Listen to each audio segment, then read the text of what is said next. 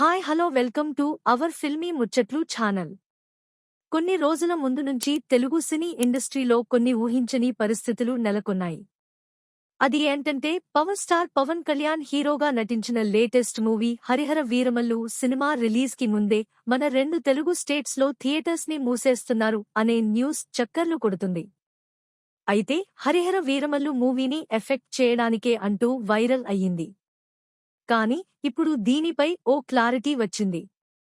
మెయిన్గా ఈ జూన్ నెలలో బిగ్ రిలీజ్ పవన్ కళ్యాణ్ సినిమాకే ఈ బంద్ ఎఫెక్ట్ గట్టిగా ఉంటుంది అనే న్యూస్ పెద్ద ఎత్తున స్ప్రెడ్ అయ్యింది సోషల్ మీడియా అండ్ న్యూస్లో. అసలు దానికి వెనుక ఉన్న కారణం ఏందో తెలీదు.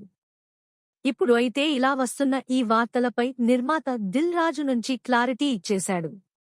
ఏపీ సినిమాటోగ్రఫీ మంత్రి కందుల దుర్గేష్ చేసిన కామెంట్స్తో ప్రొడ్యూసర్ దిల్ రాజు ఎలాంటి బంద్ ఉండదని కన్ఫర్మ్గా చెప్పారు. పవర్ స్టార్ పవన్ కళ్యాణ్ గారి సినిమాకి ఎలాంటి ఇబ్బంది ఉండదు అని, ఈ బంద్ పోస్ట్ పోన్ చేయడం జరిగింది అని తెలిపారు. అయితే హరిహర వీరమల్లు మూవీకి అయితే లైన్ క్లియర్ అయ్యినట్టే.